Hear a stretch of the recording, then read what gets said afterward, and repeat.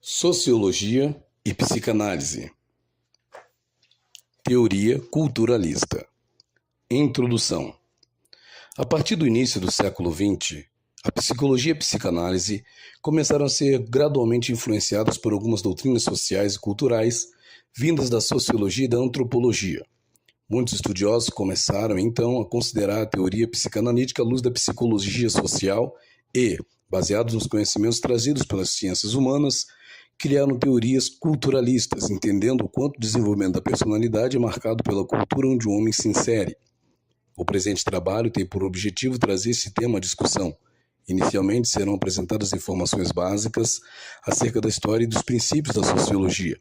A seguir, serão destacados teóricos da psicanálise que tiveram suas ideias influenciadas por aquela área de conhecimento. Parte 1. Sociologia. 1. Conceito e campo de atuação.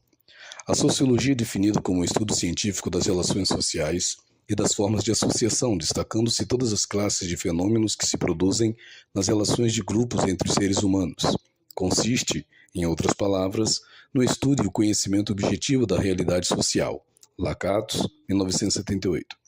O objeto material das ciências sociais ou humanas é o mesmo, o homem na sociedade.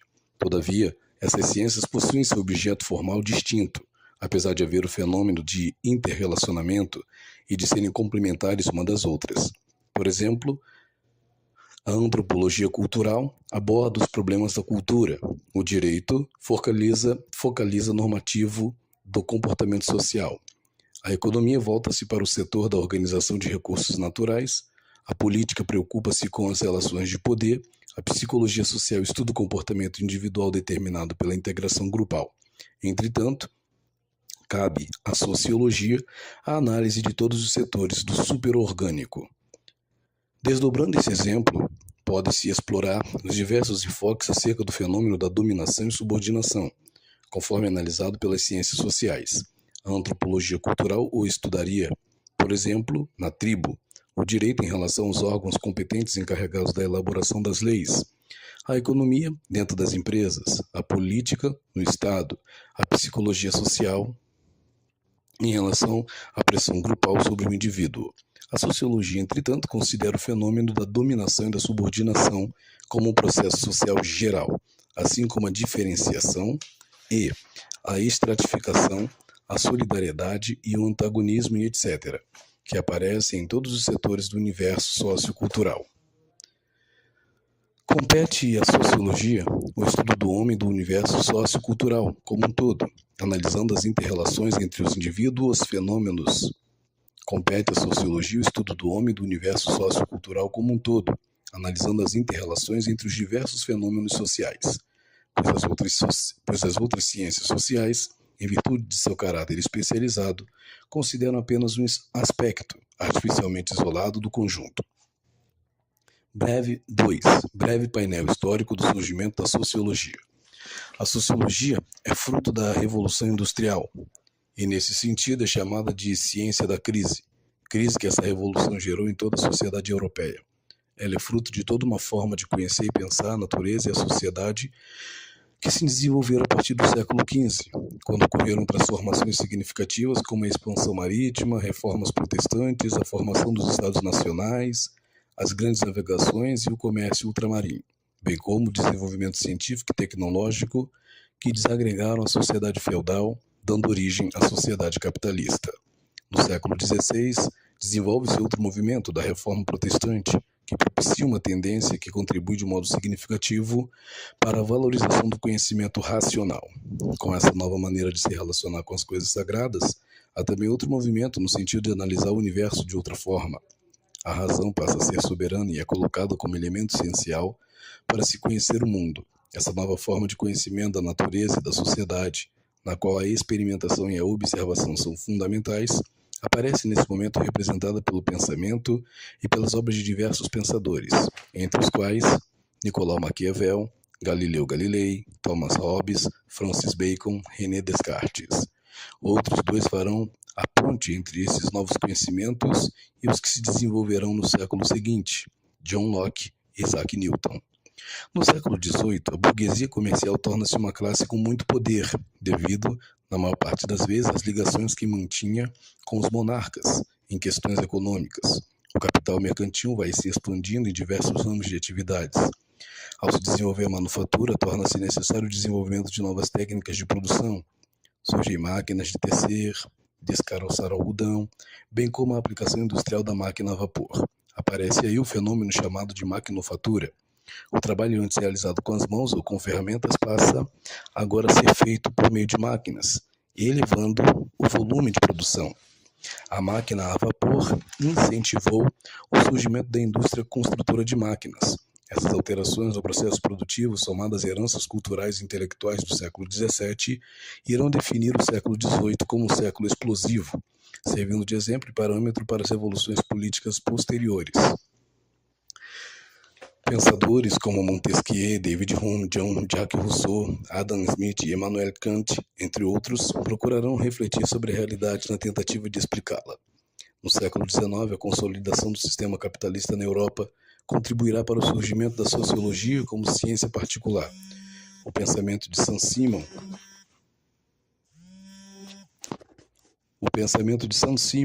J. Engel, David Ricardo, Auguste Comte e Karl Marx desenvolverão reflexões sobre a sociedade de maneira radicalmente divergente. Auguste Comte, 1798-1857. Pensador francês, e sua classificação das ciências colocou a matemática na base e no ápice os esforços de compreensão de tudo que se referia ao homem, principalmente as relações entre eles. Defendia o ponto de vista de somente serem válidas as análises das sociedades quando feitas com verdadeiro espírito científico, com objetividade e ausência de metas preconcebidas próprias das ciências em geral.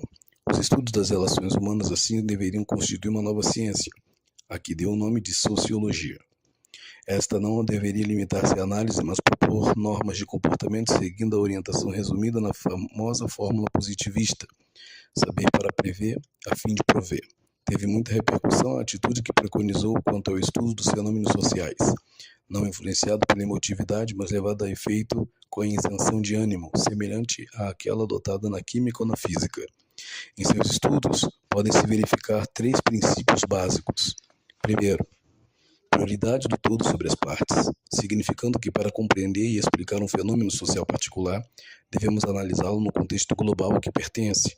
Considerava que tanto a sociologia estática, estudo da ordem das sociedades em determinado momento histórico, quanto a sociologia dinâmica, estudo da evolução das sociedades no tempo, deveriam analisar a sociedade de uma determinada época correlacionando-a à sua história da humanidade. A sociologia de Comte é, na realidade, sociologia comparada, tendo como quadro de referência a história universal. Segundo, o progresso dos conhecimentos é característico da sociedade humana. A sucessão de gerações com seus conhecimentos permite uma acumulação de experiências e de saber que constitui um patrimônio espiritual objetivo e liga gerações entre si. Existe uma coerência entre o estágio dos conhecimentos e a organização social. Terceiro, o homem é o mesmo por toda parte e em todos os tempos, em virtude de possuir idêntica constituição biológica e sistema cerebral. Parte 2. Sociologia e psicanálise.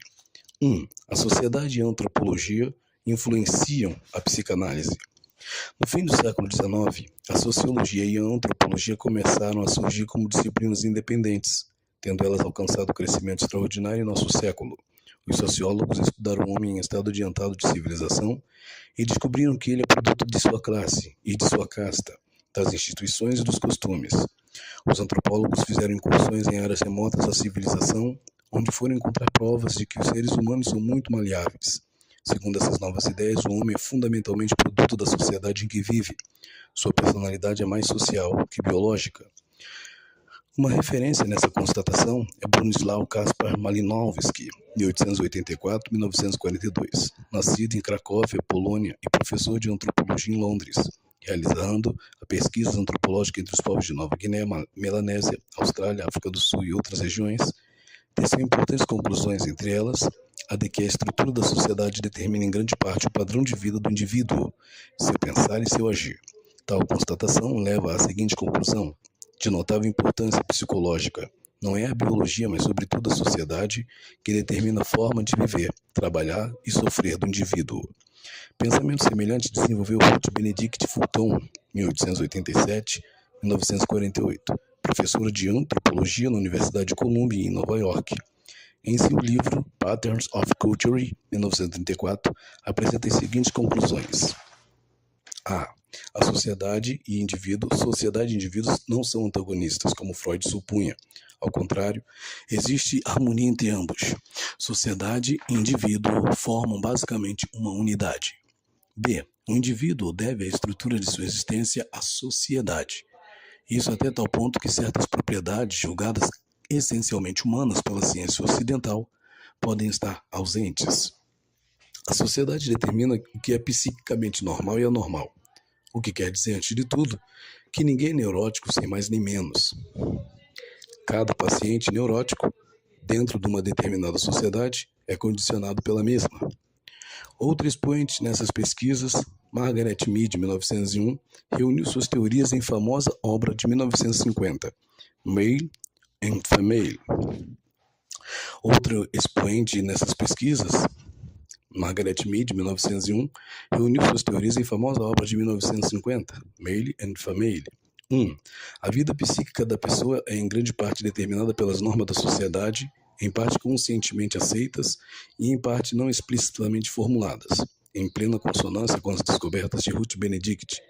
Daí que até a existência de uma natureza humana, no sentido de um padrão de vida inato e universalmente válido, tal como existe nos animais irracionais, deve ser questionada. Segundo, em consequência, poderão faltar totalmente, entre outras coisas, as fases da vida que eram consideradas naturais ou universais na psicologia evolutiva ocidental. 3. Também neuroses podem estar ausentes. Para isso é suficiente que da sociedade não partam apelos neurotizantes. Gradualmente, essas doutrinas sociais e culturais começaram a ter penetração na psicologia e na psicanálise, afastando os fundamentos naturalistas e fisicalistas dessas ciências. Alguns seguidores de Freud, insatisfeitos com sua visão no que diz respeito aos condicionamentos sociais da personalidade, afastaram-se da psicanálise clássica e começaram a reformular a teoria psicanalítica de acordo com os modelos ditados pela nova orientação das ciências sociais. Entre os que passaram a considerar a teoria psicanalítica sob novo enfoque encontram-se Alfred Adler, Karen Horney, Erich Fromm e Harry Stack Sullivan. Dos quatro, Adler é o mais antigo. Em 1911, ele rompeu com Freud no que respeita à sexualidade, tendo desenvolvido então uma teoria cujos princípios sustentados são o interesse social e a luta pela superioridade. Mais tarde, Horney e Fromm utilizaram essas novas ideias como instrumentos contra a orientação fortemente instintivista da psicanálise, insistindo na importância das variáveis sociais da psicologia para a teoria da personalidade. Veio depois Harry Stack Sullivan, o qual, com sua teoria das relações interpessoais, consolidaram a posição da teoria da personalidade nos processos sociais. Embora cada uma dessas teorias disponha de conceitos e postulados próprios, existem muitas semelhanças entre elas. Adler, embora separado da escola freudiana, continuou a revelar por toda a sua vida o impacto de sua primitiva associação com Freud. Horney e Fromm mantiveram-se nos domínios do pensamento psicanalítico, sendo considerados revisionistas ou neo-freudianos. Sullivan, por sua vez, foi mais inovador, mostrando-se mais independente das principais doutrinas psicanalíticas. Alfred Adler.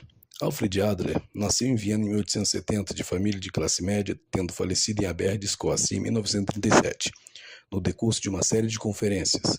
Era médico, formado em 1895 pela Universidade de Viena.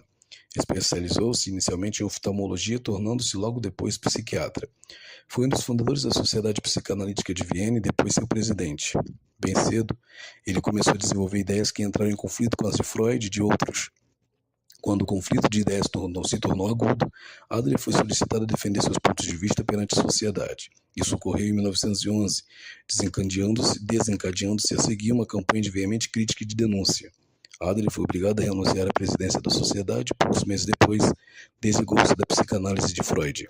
Em pouco tempo, formou seu próprio grupo, conhecido como Grupo da Psicologia Individual, e que atraiu muitos seguidores em todo o mundo. Em 1935, estabeleceu-se nos Estados Unidos, onde continuou seu trabalho como psiquiatra e como professor de psicologia médica na Escola de Medicina de Long Island. Adler era um escritor prolífico, tendo publicado numerosos livros e artigos. A prática e teoria da psicologia individual, 1927, é provavelmente a melhor introdução à sua teoria da personalidade. Adler sustenta que o homem é motivado fundamentalmente pelas solicitações sociais. Esse seu ponto de vista contrasta firmemente com a afirmação freudiana, segundo a qual o comportamento humano é motivado por instintos inatos. Para Adler, o homem procura contato com os outros, empreende atividades sociais em cooperação, põe o bem-estar social acima do interesse próprio, adquirindo um estilo de vida que é predominantemente orientado para o meio externo. Adler não confirma que o homem se socializa meramente ao se expor aos processos sociais. O interesse social é inato, embora os tipos específicos de relacionamento com outras pessoas e instituições sociais sejam determinados pela natureza da sociedade na qual a pessoa nasceu. Em certo sentido, portanto, Adler manifesta uma preocupação biológica, tanto quanto Freud e Jung. Os três afirmam que o homem possui uma natureza inerente que dá forma à sua personalidade. Freud enfatizou o sexo e Jung os padrões primitivos de pensamento. E Adler insistiu no interesse social. Essa ênfase nos determinantes sociais do comportamento, desprezados ou ignorados por Freud e Jung, constitui possivelmente a maior contribuição de Adler à teoria psicológica. Sua contribuição fez com que os psicólogos voltassem sua atenção para a importância das variáveis sociais, dando grande impulso à psicologia social em uma época em que ela precisava de encorajamento e apoio, especialmente partindo dos domínios psicanalíticos. Um outro aspecto da psicologia de Adler, que a distingue da psicanálise clássica, é sua ênfase sobre a singularidade da personalidade. Adler considerava cada pessoa como uma configuração singular de motivos, traços, interesses e valores. Todos os atos realizados pelo indivíduo trazem a característica do seu próprio estilo de vida. Adler atribuiu pouca importância ao instinto sexual, que na formulação primitiva de Freud desempenhava função quase exclusiva na dinâmica do comportamento. As concepções freudianas sobre o sexo associam novas ideias. O homem é fundamentalmente uma criatura social e não sexual. Ele é motivado pelo interesse social e não pelo sexual. Suas inferioridades não se limitam ao domínio sexual. Podem estender-se a todas as facetas do seu ser, tanto as físicas quanto as psicológicas. Ele procura criar um estilo singular de vida no qual o impulso sexual desempenha uma função menor. A maneira pela qual satisfaz suas necessidades sexuais é determinada pelo seu estilo de vida e não vice-versa. Ao inverter estas posições, Adler libertou a psicologia e a psicanálise do domínio das concepções sobre a sexualidade proposta por Freud. A teoria da personalidade de Adler é bastante sintética. Alguns dos conceitos básicos que sustentam seu esquema teórico são marcados pela ideia da influência da sociedade sobre o homem, tais como luta pela superioridade. Por volta de 1908, Adler propôs a ideia de que a agressão era mais importante do que a sexualidade na motivação do comportamento humano. Logo em seguida, o impulso agressivo foi substituído pela vontade de poder. Mais tarde, ele abandonou a ideia de vontade do poder pela luta pela superioridade, a qual se dedicou desde então. Houve, portanto, três fases no pensamento de Adler com relação ao objetivo superior do homem: ser agressivo, ser poderoso, ser superior. Não se pode esquecer, porém, que Adler não entendia superioridade como distinção social. Para ele, superioridade significava um esforço da personalidade no sentido de completar-se. Era a força que arrasta para cima. Sobre a origem desta luta pela superioridade, Adler dizia ser inata, como parte da vida. A luta pela superioridade conduz a pessoa de um estágio de desenvolvimento a outro superior. Eu comecei a perceber desde logo em cada fenômeno psicológico a luta pela superioridade. Esta luta segue paralela ao crescimento físico e constitui uma necessidade intrínseca da própria vida. Está na raiz de todas as soluções de problemas da vida e se manifesta da maneira pela qual enfrentamos esses problemas. Todas as funções seguem sua direção.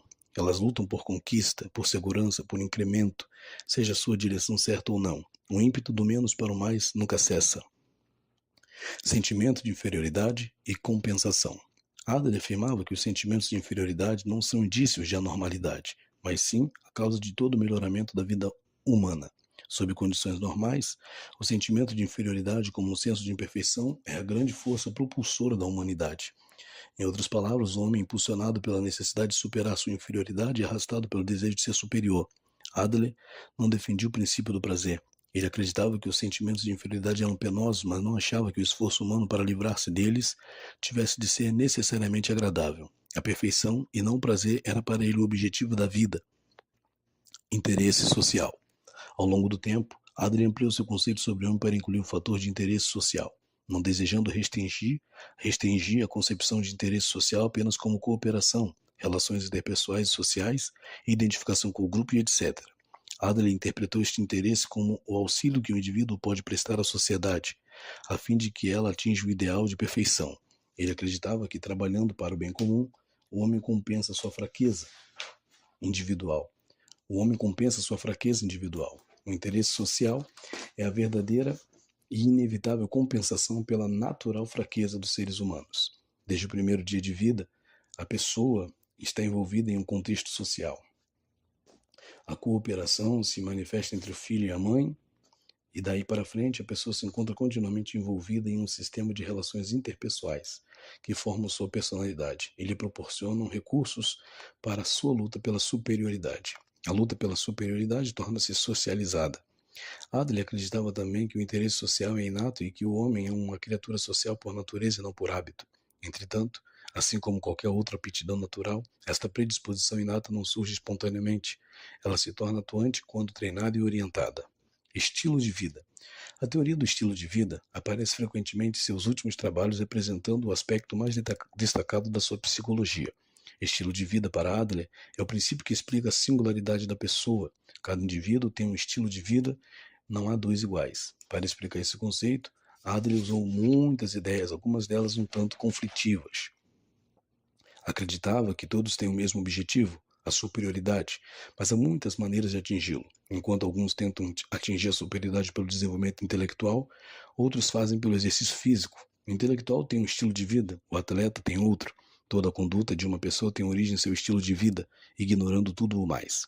Para Adler, o estilo de vida forma-se na infância, por volta de 4 ou 5 anos, e a partir de então, as experiências são assinaladas e utilizadas de acordo com ele. As atitudes, os sentimentos e as percepções de um indivíduo formam-se na infância, constituindo um estilo de vida que dificilmente mudará daí por diante. A pessoa poderá assimilar novas maneiras de expressar seu estilo de vida, que serão apenas algumas implicações particulares do mesmo estilo básico adquirido na infância. Sobre as condições que determinam o estilo de vida, Adler propôs que isto é, em grande parte, determinado pelas inferioridades específicas de cada indivíduo, sejam elas reais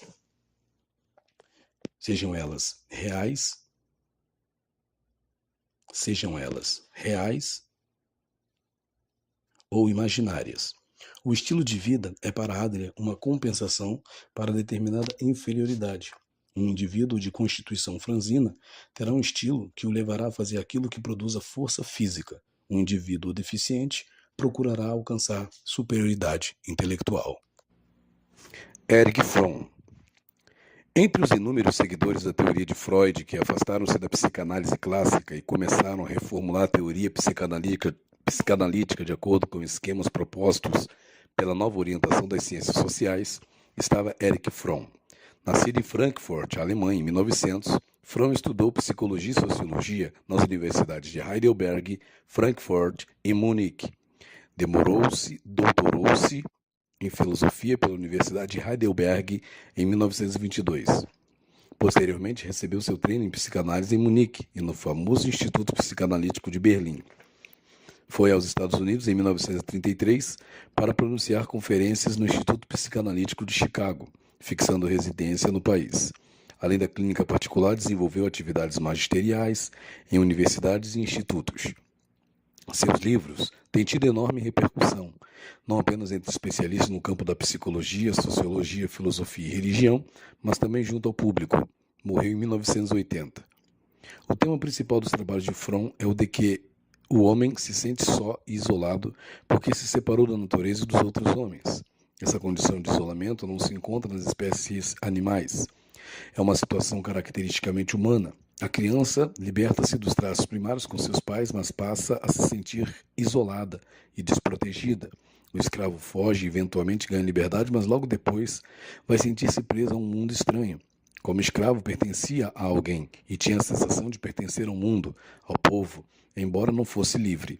Em seu livro Escape from Freedom, 1941, Fromm expõe a tese segundo a qual, paralelamente à liberdade que o homem tem conquistado através dos séculos, ele tem se sentido cada vez mais solitário.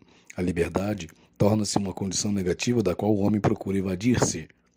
Qual é a resposta a esse dilema?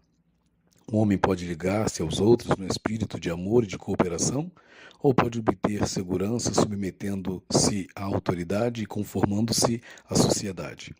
No primeiro caso, o homem usa sua liberdade para formar uma sociedade melhor. No segundo caso, ele cai em uma nova escravidão. Escape from Freedom, escrito sobre a sombra da ditadura nazista, mostra que essa forma de totalitarismo atraía o povo porque lhe oferecia uma nova segurança. Fromm mostra em livros posteriores que toda forma de sociedade, quer seja o feudalismo, capitalismo, fascismo, socialismo ou comunismo, representa uma tentativa de solucionar a contradição básica do homem. Essa contradição reside no fato de o homem ser ao mesmo tempo parte da natureza e separado dela, ser animal e humano. Como animal, ele tem necessidades fisiológicas que devem ser satisfeitas. Como ser humano, ele possui autoconsciência, razão e imaginação. Esses dois aspectos constituem as condições básicas da existência humana. A compreensão do psiquismo humano deve basear-se na análise das necessidades que têm sua origem nas condições de vida humana, diz ele. Quais são as necessidades específicas que se originam das condições da existência humana? São 5: necessidade de relacionamento, necessidade de transcendência, necessidade de segurança, necessidade de identidade e necessidade de orientação. A necessidade de relacionamento origina-se do fato de que, ao tornar-se homem, o ser humano rompe suas ligações animais primárias com a natureza. O animal é preparado pela natureza para enfrentar todas as condições, porém o homem, com sua capacidade de raciocinar e imaginar, perdeu aquela interdependência com a natureza. Em lugar dessas ligações instintivas com a natureza, própria do animal, o homem criou suas relações, sendo as mais satisfatórias as que se baseiam no amor produtivo. O amor produtivo sempre implica cuidado mútuo, responsabilidade, respeito e compreensão. A transcendência refere-se à necessidade humana de superar sua natureza animal, de tornar-se uma pessoa criadora em vez de continuar a ser uma criatura. Se seus impulsos criadores forem bloqueados, o homem torna-se um destruidor. Fromm mostra que o amor e o ódio não são impulsos antiéticos. Ambos são respostas à necessidade que tem o homem de transcender sua natureza animal. Os animais não amam nem odeiam, o homem sim.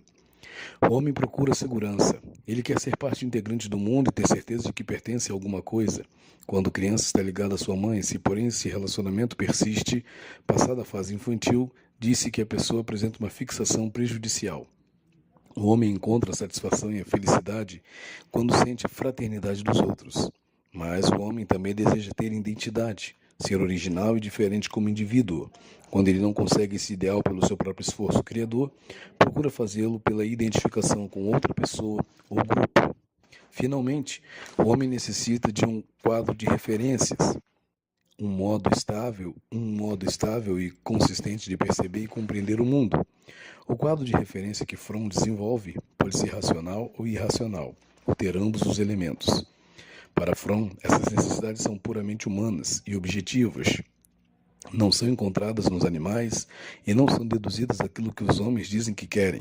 Ele acredita que as manifestações específicas dessas necessidades e os modos pelos quais o homem realiza essas potencialidades interiores são determinados pelas disposições sociais em que ele vive. Sua personalidade desenvolve-se de acordo com as oportunidades que a sociedade lhe oferece. Na sociedade capitalista, o homem pode desenvolver um senso de identidade pessoal tornando-se rico, ou desenvolver sentimento de segurança tornando-se um empregado de confiança da empresa. Em outras palavras, o ajustamento do homem à sociedade, via de regra, representa um compromisso entre as necessidades interiores e as exigências externas. O homem desenvolve um caráter social quando se adapta às exigências da sociedade. Do ponto de vista do funcionamento de uma determinada sociedade, é absolutamente essencial que o caráter da criança seja formado para atender às necessidades da sociedade. A tarefa dos pais e da educação é fazer com que a criança se disponha a agir de modo que seja mantido o sistema social, político e econômico que se quer. No sistema capitalista, a necessidade de economizar deve ser ensinada ao povo para que o capital torne possível a expansão da economia. Uma sociedade que desenvolve o sistema de crédito deve fazer com que o povo sinta a obrigação de pagar prontamente as prestações. Fromm apresenta numerosos exemplos dos tipos de caráter que se desenvolvem em uma sociedade democrática e capitalista. 1947. Fazendo ao homem exigências contrárias à sua própria natureza, a sociedade corrompe-o e frustra-o, aliena-o da situação humana e nega-lhe a realização das condições básicas da existência. Tanto o capitalismo quanto o comunismo procuram transformar o homem em um robô, um escravo do salário, um nada, levando não raro à insanidade, à conduta antissocial ou a atos de autodestruição. Fromm não hesita em estigmatizar toda a sociedade, considerando-a doente quando não consegue satisfazer necessidades básicas do homem. 1955. Fromm mostra ainda que quando a sociedade muda em qualquer aspecto importante, como ocorreu quando o feudalismo se transformou em capitalismo, ou quando o sistema desalojou o artesão do seu lugar, tal mudança, de igual modo, produz deslocamentos no caráter social do povo. A velha estrutura de caráter não se adapta à nova sociedade, o que aumenta no homem o sentimento de alienação e desespero. Ele é isolado dos laços tradicionais e, enquanto não cria novas raízes e relações, sente-se perdido. Durante esse período de transição, o homem torna-se presa de toda sorte de panaceias que lhe ofereçam refúgio contra a solidão. O problema das relações do homem com a sociedade constitui uma das grandes preocupações de Fromm. Ele está profundamente convencido da validade das seguintes proposições. Primeiro, o homem possui uma natureza essencial e inata. Segundo, a sociedade é criada pelo homem para tornar possível a concretização dessa natureza. Terceiro, até agora nenhuma forma de sociedade conseguiu satisfazer necessidades básicas da existência humana. E quarto, é possível criar essa sociedade. Que espécie de sociedade advoga Fromm? Responde ele, é aquela em que o homem ama o seu semelhante e a ele se prende por laços de fraternidade e solidariedade. Uma sociedade que lhe proporciona a possibilidade de transcender a natureza pela criação e não pela destruição, em que cada um toma consciência de si mesmo pelo exercício dos seus poderes pessoais e não pela conformidade, em que existe um sistema de orientação e devoção sem que o homem precise distorcer a realidade e adorar ídolos. Fromm sugere um nome para essa sociedade perfeita: socialismo comunitário humanista. Nessa sociedade, cada um teria a oportunidade de tornar-se homem plenamente. Não haveria nela lugar para a solidão, para sentimentos de isolamento ou para o desespero. O homem encontraria um novo lar apropriado para a situação humana.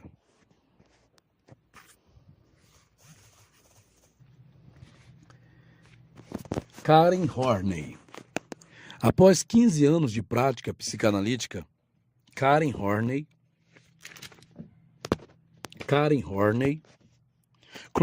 concluiu que todo paciente apresenta problemas que permanecem incompreensíveis dentro das teses habituais da antiga análise. Assim sendo, argumenta Horney, alguma coisa na doutrina deve estar errada.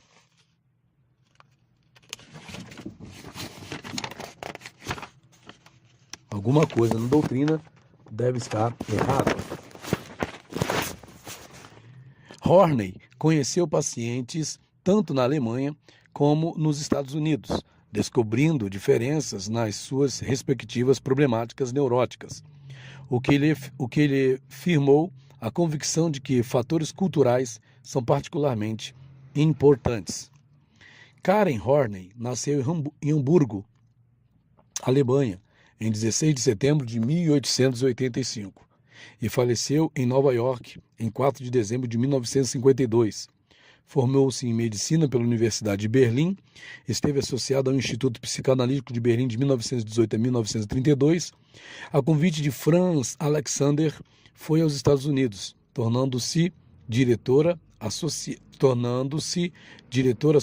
do Instituto Psicanalítico de Chicago durante 2 anos. Em 1934, transferiu-se para Nova York, dedicando-se à clínica e ensinando no Instituto Psicanalítico. Insatisfeita com a psicanálise ortodoxa, fundou com outros companheiros de ideias a Associação para o Progresso da Psicanálise e o Instituto Americano de Psicanálise. Foi dean do Instituto até seu falecimento. Horney admite que suas ideias estão dentro do esquema da psicologia freudiana, não constituindo uma abordagem completamente nova da compreensão da personalidade. Ela pretende eliminar as falácias do pensamento freudiano, falácias que, segundo ela, têm sua origem na orientação mecanicista e biológica de Freud. Para que a psicanálise possa pôr em ação todos os seus recursos como ciência do homem, estou convencida, disse ela, de que a psicanálise deve superar as limitações criadas pela concepção genética e instintivista de sua psicologia. Para Horney, a neurose não está contida na natureza da existência humana e, principalmente, não é determinada para uma dada constituição sexual, mas sua causa se concentra na estrutura e configuração da sociedade.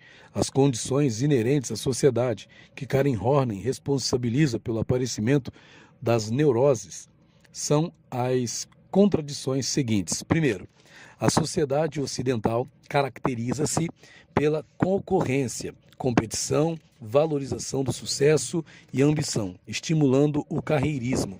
A mesma sociedade, por outro lado, prega humildade e amor ao próximo. Segundo, a sociedade ocidental caracteriza-se pela criação de contínuas novas necessidades e pelo incentivo das mesmas, bem como pela manutenção das já existentes. A mesma sociedade, porém, coloca todos diante da dura realidade, que não permite satisfazer as necessidades despertadas, a não ser dentro de estreitos limites. Terceiro, a sociedade ocidental apregou a certeza da liberdade pessoal, mas ao mesmo tempo aprisiona todos num emaranhado de regulamentos e prescrições.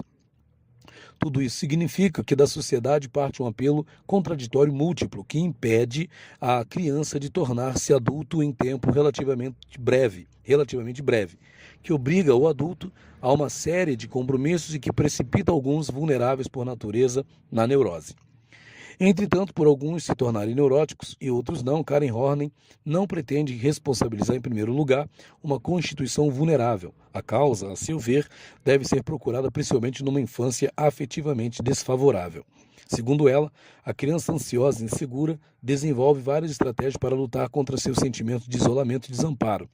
Ela pode tornar-se hostil e procurar vingar-se dos que a rejeitaram ou maltrataram, ou também pode tornar-se submissa em excesso, a fim de recuperar o amor que sente ter perdido.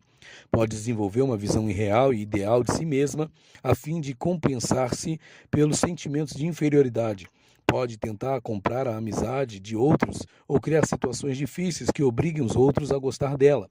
Pode ainda tornar-se lamurienta, a fim de ganhar a simpatia das pessoas. Se não puder sentir-se amada, procurará tornar-se dominadora. Dessa forma, compensa-se de seu sentimento de desproteção, encontra saída para sua hostilidade e se torna capaz de explorar o meio que a cerca. Pode preferir a competição na qual conquistar é muito mais importante do que realizar. Pode também voltar à agressividade contra si mesma e depreciar-se. Qualquer dessas estratégias pode transformar-se em conduta habitual. Isso equivale a dizer que determinada estratégia pode assumir o caráter de um impulso ou necessidade na dinâmica da personalidade.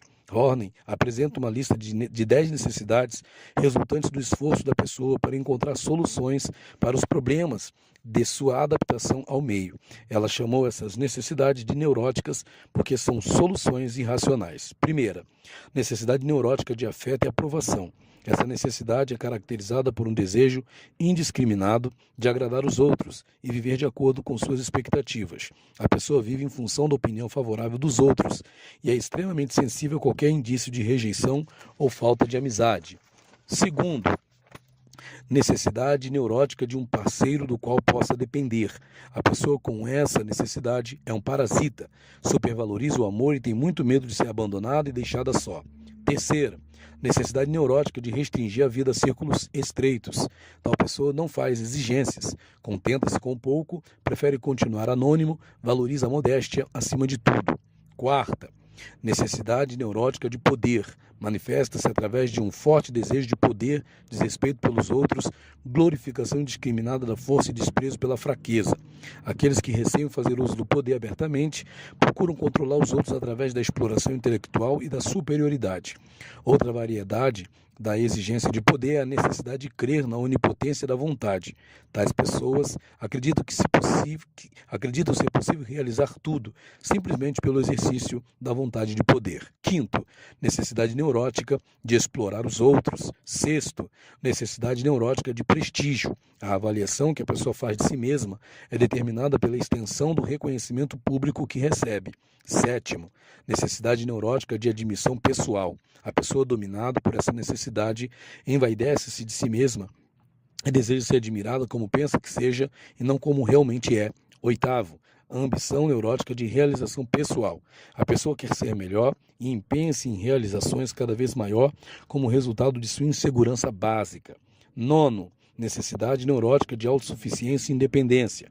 Tendo sido desapontada em suas tentativas para estabelecer relações satisfatórias com os outros, a pessoa isola-se e recusa-se a manter contatos. Torna-se um urso solitário. Décimo, necessidade neurótica de perfeição. O medo de cometer erros e de ser criticada leva a pessoa a fazer-se inexpugnável, infalível. Ela constantemente procura defeitos em si mesmos para cobertá-los antes que os outros os vejam. Essas 10 necessidades são as fontes de onde surgem os conflitos internos. A necessidade neurótica de amor, por exemplo, é insaciável. Quanto mais a pessoa recebe, mais quer. Consequentemente, nunca está satisfeita. De igual modo, sua necessidade de independência nunca pode ser plenamente satisfeita, porque outra parte de sua personalidade quer ser amada e admirada. A busca de perfeição é uma causa perdida desde o início. Todas as necessidades procedentes são irreais. Em uma publicação posterior, Horney classifica essas 10 necessidades em 3 movimentos. Primeiro, da pessoa em direção aos outros, como por exemplo a necessidade de amor. Segundo, da pessoa para longe dos outros, como por exemplo a necessidade de independência. E terceiro, da pessoa contra os outros, por exemplo, a necessidade de poder. Cada uma dessas rúbricas representa uma orientação básica quanto à pessoa e aos outros. Horney encontra nessas diferentes orientações a base dos conflitos interiores. A diferença essencial entre conflito normal e neurótico é apenas 1 grau. A disparidade entre os acontecimentos conflitivos é muito menor para a pessoa normal do que para o neurótico. Em outras palavras, quase todos esses conflitos decorrem de experiências na primeira infância, relacionadas com a rejeição, o descuido, a superproteção e outras formas erradas de atitudes dos pais. A pessoa normal pode solucionar esses conflitos através da integração das 3 orientações, pois estas não se excluem mutuamente, ao passo que o neurótico, em virtude de uma grande ansiedade básica, deve lançar mão de soluções irracionais e artificiais. Conscientemente, ele reconhece apenas uma das orientações, negando ou reprimindo as outras 2. Então, cria uma imagem idealizada de si mesmo, na qual as orientações contraditórias presumivelmente desaparecem, embora isso não aconteça. Em outro livro de 1950, Horney aponta com mais clareza as consequências funestas que resultam do desenvolvimento de uma concepção irreal do self, bem como das tentativas para viver de acordo com ela. A busca de glória, os sentimentos de menosprezo de si mesmo, a dependência mórbida de outros, o aviltamento de si mesmo, são alguns dos resultados destrutivos e doentios produzidos por um self idealizado. A terceira solução empregada pelo neurótico para pôr fim aos seus conflitos interiores consiste em exteriorizá-los. O neurótico diz: eu não quero explorar os outros, são os outros que querem me explorar. Essa solução cria conflitos entre a pessoa e o meio externo. Todos esses conflitos podem ser evitados ou resolvidos quando a criança é educada em um lugar onde existe segurança, confiança, amor, respeito, tolerância e afeto. Horney, diferentemente de Freud e Jung, não acredita que o conflito se forme na natureza humana, sendo por isso inevitável. O conflito resulta de condições sociais. A pessoa que pode vir a ser neurótica é aquela que experimentou determinadas dificuldades culturais de modo acentuado na infância. Harry Stack Sullivan. Harry Stack Sullivan.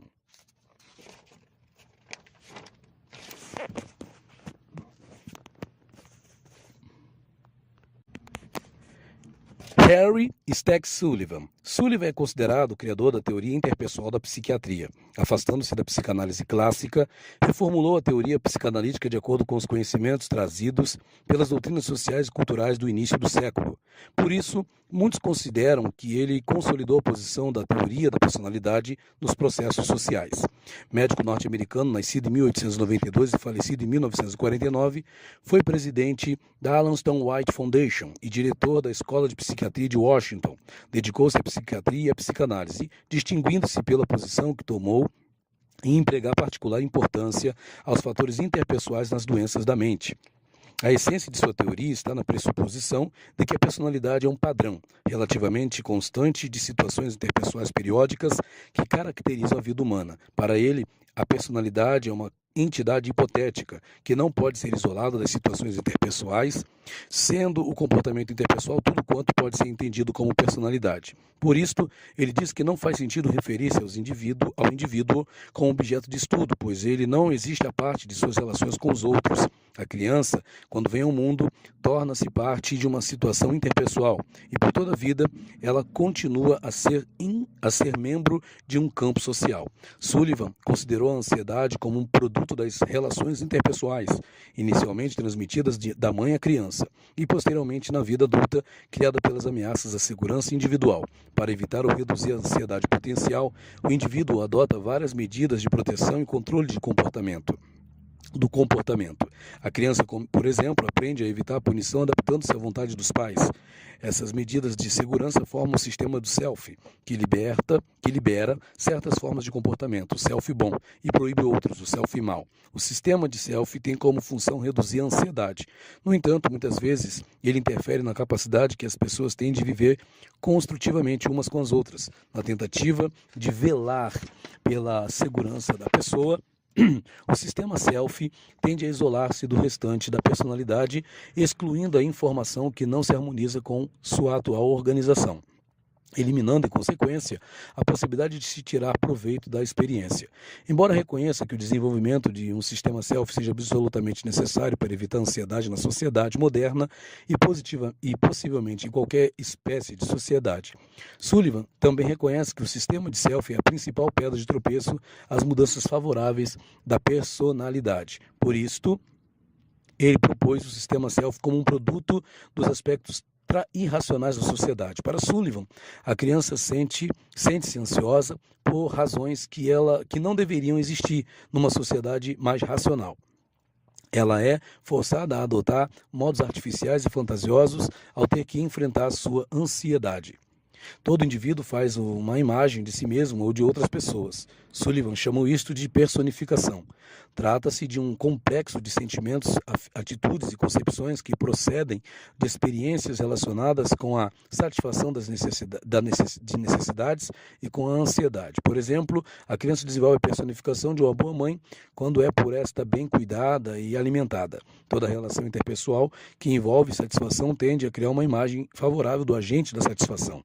Por outro lado, a personificação de uma mãe má resulta de experiências que evocam ansiedade. No entanto, estas imagens que permanecem conosco raramente representam descrições precisas das pessoas a que se referem.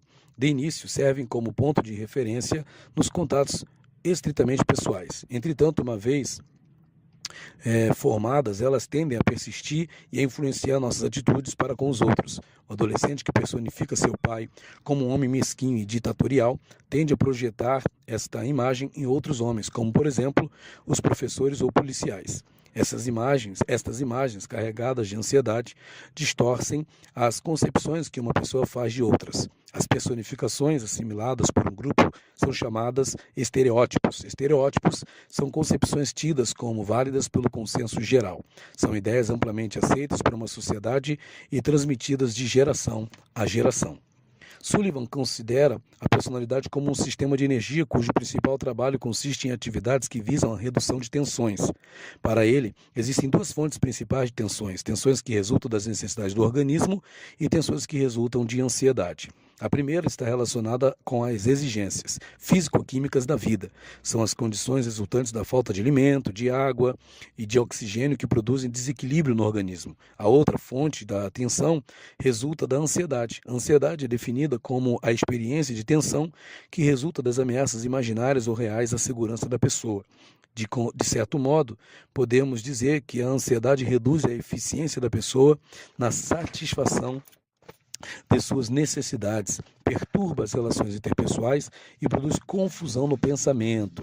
Ela varia em intensidade dependendo da gravidade da ameaça e das condições de segurança. Sullivan acreditava que uma das grandes tarefas da psicologia é descobrir nas relações interpessoais os pontos vulneráveis à ansiedade, em vez de tentar remover os sintomas da ansiedade. A redução da necessidade é sempre uma experiência satisfatória. Por isso, Sullivan dizia que as tensões são necessárias para as transformações de energia que dissiparão a tensão. Estas transformações são acompanhadas quase sempre por uma mudança do estado mental, a que se pode chamar satisfação. Por outro lado, a frustração prolongada de satisfação de necessidade cria sentimentos de apatia, que por sua vez vai produzir baixa nas tensões. Sobre as transformações de energia, ele dizia que a energia transforma-se pelo trabalho. Este trabalho pode consistir em ações musculares ou em atividades mentais, como perceber, recordar, pensar. A manifestação ou dissimulação dessas atividades tem por fim aliviar a tensão. Sullivan não acreditava que os instintos sejam fontes importantes de motivação. Sullivan não acreditava que os instintos sejam fontes importantes de motivação e não aceitava também a teoria freudiana da libido. Para ele, os modos de comportamento de uma pessoa resultam de seus conflitos, de seus contatos com outras, e não de imperativos inatos.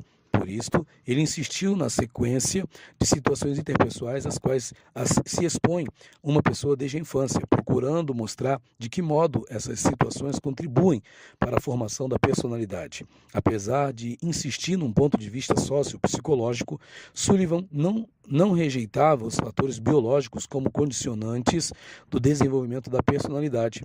Para ele, muitas influências sociais vão de encontro às necessidades biológicas, trazendo efeitos prejudiciais para a personalidade do indivíduo. Sullivan estudou a personalidade a partir de estágios de desenvolvimento. Ele propôs 6 estágios de desenvolvimento da personalidade que precedem a maturidade, que são infância, meninice, idade juvenil, pré-adolescência, adolescência, anterior e adolescência posterior. Não se deve esquecer, porém, que esses estágios são típicos das culturas ocidentais, devendo apresentar-se com outras características em culturas diversas. O período da infância estende-se do nascimento ao aparecimento da fase articulada. Neste período, o elemento básico de contato da criança com o meio é a zona oral. É pela alimentação que a criança tem suas primeiras experiências interpessoais. O alimento é o aspecto do meio ambiente que se destaca durante a infância, podendo vir através do seio materno ou da mamadeira. A criança adquire várias concepções sobre o seio, dependendo das experiências que tem. Entre estas concepções estão o seio bom, mas insatisfatório porque a criança não está com fome, o seio errado porque não dá leite, e é sinal de rejeição, o que vai determinar a procura de outro seio. O seio ruim da mãe ansiosa, que é preciso evitar. Há também outras características dos estágios infantis, que são aparecimento dos dinamismos de empatia e da sonolência, organização das personificações, tais como a mãe ruim, ansiosa, rejeitadora e frustradora, e a mãe boa, tranquila, aceitadora e agradável. Organização da experiência através da aprendizagem e surgimento dos rudimentos do sistema self. As diferenciações que a criança faz do próprio corpo, o que possibilita o aprendizado da satisfação das tensões, dispensando a ajuda da mãe, como no caso de chupar o dedo, aprendizado nos movimentos de coordenação, envolvendo as mãos e os olhos, as mãos e a boca, o ouvido e a voz. A fase de transição da infância para a meninice ocorre pela aprendizagem da linguagem e pela organização da experiência.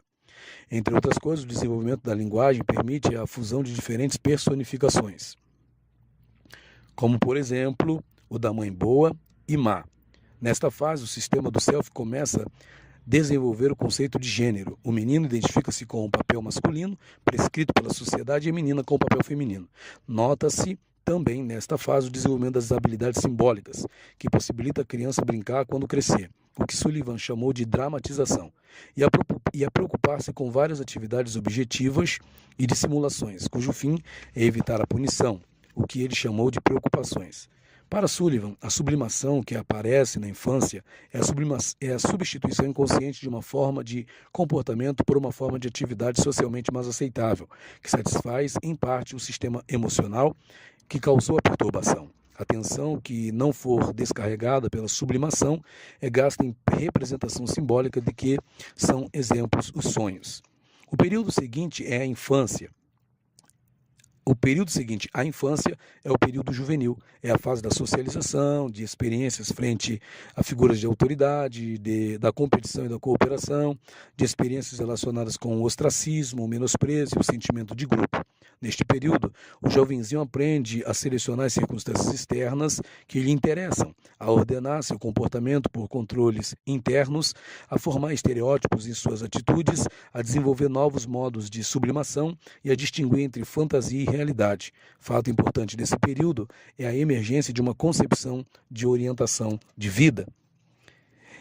Entre o período juvenil e as duas fases da adolescência proposta por Sullivan, ocorre a pré-adolescência. Esta fase é assinalada pela necessidade de relação íntima com um companheiro do mesmo sexo, um confidente com o qual seja possível enfrentar tarefas e solucionar os problemas da vida. É um período muito importante porque marca o início do relacionamento interpessoal. Nos períodos anteriores, este relacionamento está caracterizado pela dependência que a criança apresenta frente aos adultos. Na pré-adolescência, o jovem começa a estabelecer relações de camaradagem, entre as quais estão a igualdade, a mutualidade e a reciprocidade. Este companheirismo é essencial e sem ele o pré-adolescente se torna vítima de um isolamento desesperador.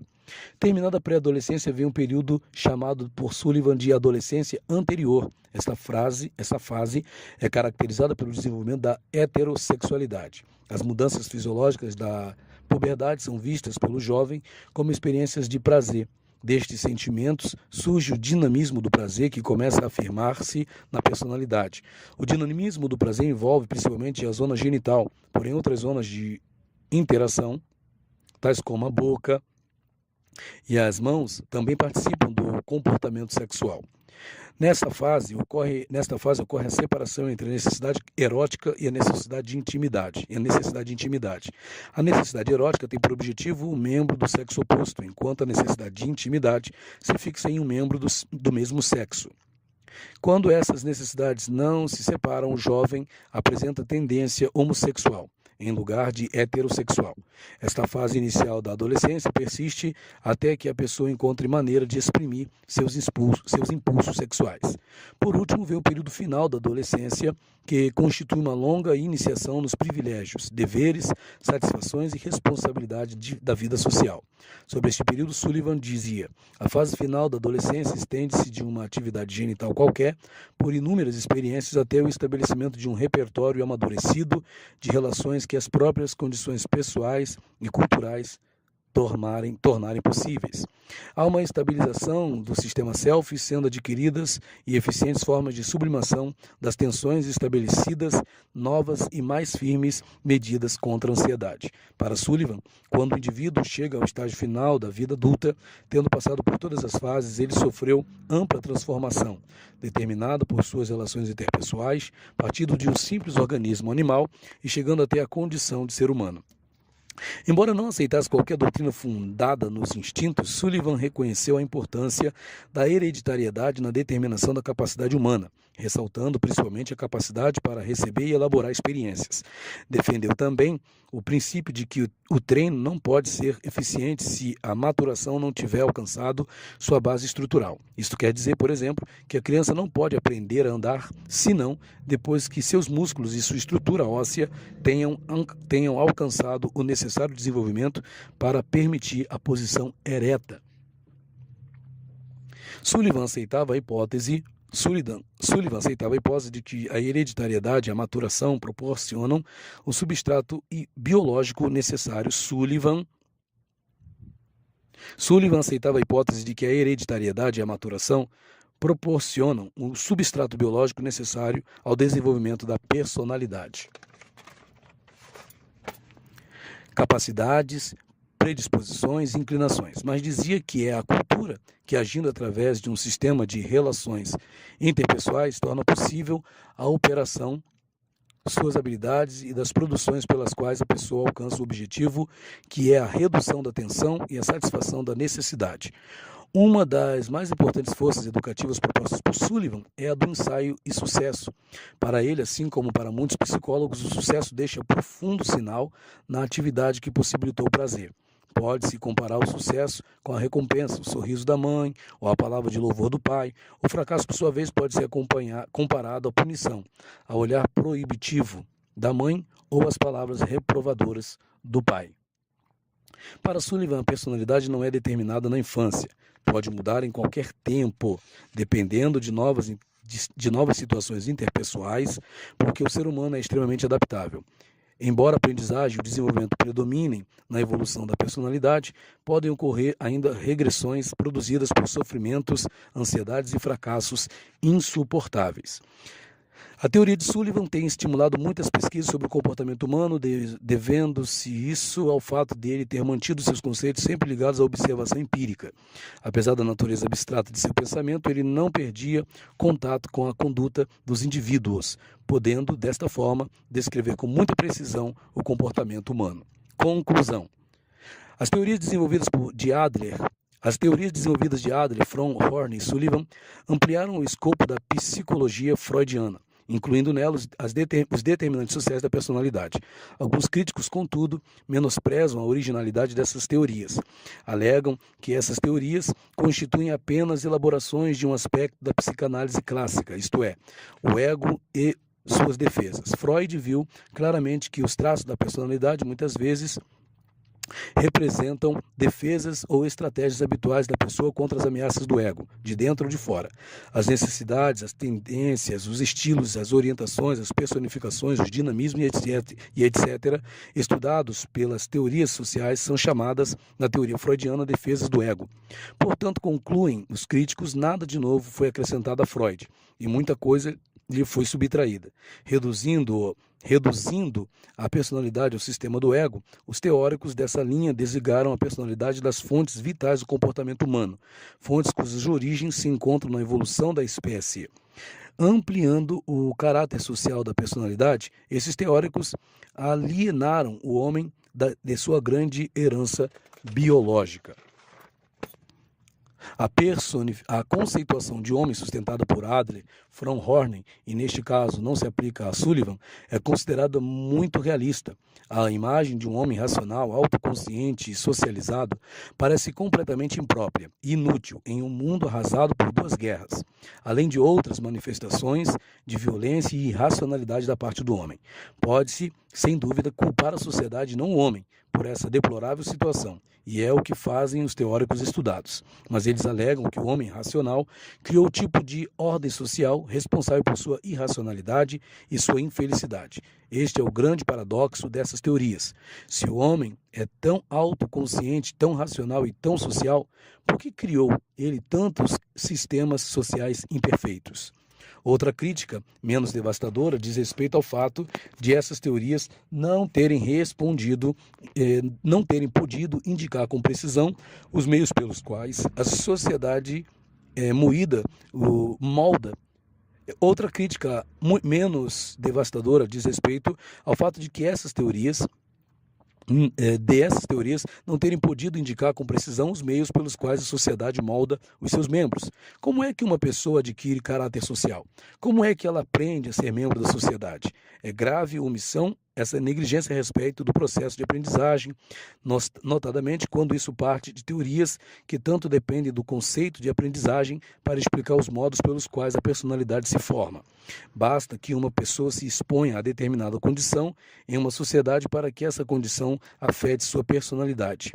Basta que uma pessoa se expõe a determinada condição em uma sociedade para que essa condição afete sua personalidade? Existe uma estampagem mecânica de um comportamento socialmente aprovado e uma estampagem igualmente mecânica de um comportamento socialmente reprovado? Ou será que a pessoa reage com discernimento e perspicácia ao meio social, selecionando os aspectos que supõem melhores para a organização da personalidade, rejeitando aqueles que julga inconscientes, inconsistentes com sua maneira de ser? Em geral, essas teorias silenciam sobre a natureza dos processos de aprendizagem, embora seja a aprendizagem um tema fundamental da psicologia moderna. As teorias psicossociais têm se apresentado como uma parte importante e altamente produtiva da ciência psicológica. Adler, Fromm, Horney e Sullivan são os únicos responsáveis por seu aparecimento, mas a influência dos quatro é enorme. É enorme. Cada um deles fez importante contribuição à imagem do homem como ser social. Esse é o grande valor de cada um no cenário da psicologia contemporânea.